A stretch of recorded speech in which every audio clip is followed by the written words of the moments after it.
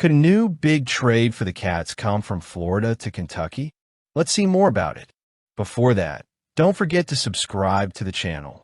Jamir Watkins stands out as a unique opportunity to raise the team's competitive level. With the transfer window closing on April 22nd, the program has been working tirelessly to identify key pieces that can fit into the promising system built by Pope. Jamir Watkins, a talented wing who recently transferred from Florida State, is seen as a player with the potential to immediately impact the college scene. During the 2024-25 season, Watkins demonstrated his versatility by averaging impressive 18.4 points, 5.7 rebounds, and 2.7 assists per game. While his three-point shooting numbers, 32%, still leave room for improvement, his overall performance reflects an athlete capable of contributing in multiple facets of the game. His consistent scoring ability, combined with his playmaking and defensive prowess, make him an ideal candidate to fill a significant void on the Wildcats roster. According to Jeff Goodman of the Field of 68, Kentucky is among the schools that could be in the running for Watkins. Louisville and Illinois are also contenders, but the prestige of the Lexington program and Pope's reputation as a developer of talent put the Wildcats in a strong position.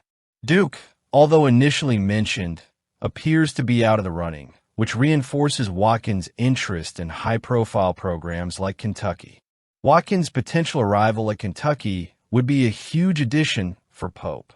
With the guidance of Pope, who is known for his ability to polish players and adapt them to the demands of professional basketball, Watkins would have the opportunity to hone his fundamentals and correct inconsistencies in his game.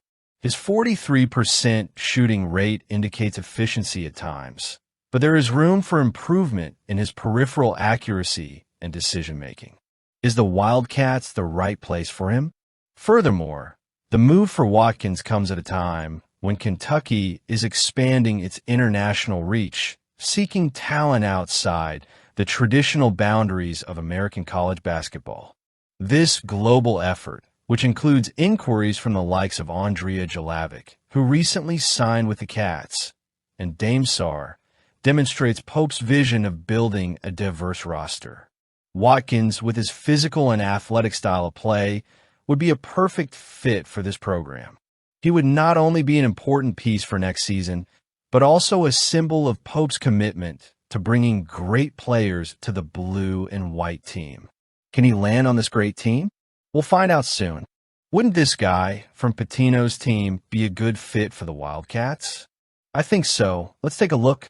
Now, the guy who has been attracting the Cats' interest is Jaden Glover, a point guard for St. John's and a former player under Rick Pitino. The connection between Kentucky and a Pitino alumnus is an intriguing narrative in itself, but the potential that Glover carries with him makes this probe even more interesting for Wildcats fans.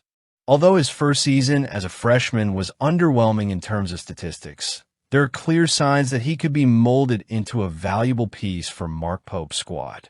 Jaden Glover, rated as a 4-star recruit in the 2024 class, arrived at St. John's with interesting expectations. Despite facing limited minutes, averaging just 6.4 minutes per game, Glover has shown flashes of creativity and offensive efficiency when given opportunities. His performance against Harvard, for example, was a glimpse of what he can offer: 11 points on 10 attempts, including 3 of 8 on three-pointers. While those moments were rare amid Pitino's lean rotation and intense defensive style, they suggest that Glover has the tools to excel in a more favorable environment. The fact that Glover spent his rookie season on a court as competitive as St. John's could be seen as a period of development. Now, with the chance to reinvent himself at a program like Kentucky, he could make the leap he's been waiting for in his sophomore year. Mark Pope, known for his ability to bring out the best in his players, could be exactly the coach Glover needs to set himself apart. A potential addition of Glover to the Wildcats roster would be strategic on several levels. First, He would bring a winning mentality and work ethic forged under Rick Pitino, traits that could fit perfectly into the culture of excellence cultivated by Pope. Second, his versatility as a playmaker and long-range shooter would add depth to a Kentucky backcourt that is constantly searching for pieces capable of creating dynamic plays. Finally, Glover represents a low-risk, high-potential investment, considering he is still in the early stages of his college career and could benefit greatly from a new environment and increased exposure. It's important to note that at this point in the transfer portal cycle, Kentucky is exploring virtually every option available. In Glover's case, there are still uncertainties, especially given the wrist injury he is currently recovering from. However, the very idea that Mark Pope is willing to invest time and resources in a player with this profile reflects the coach's philosophy of seeking out underrated or transitional talents and betting on their future growth. The possibility of bringing a player with Glover's track record and potential to Rupp Arena is certainly exciting.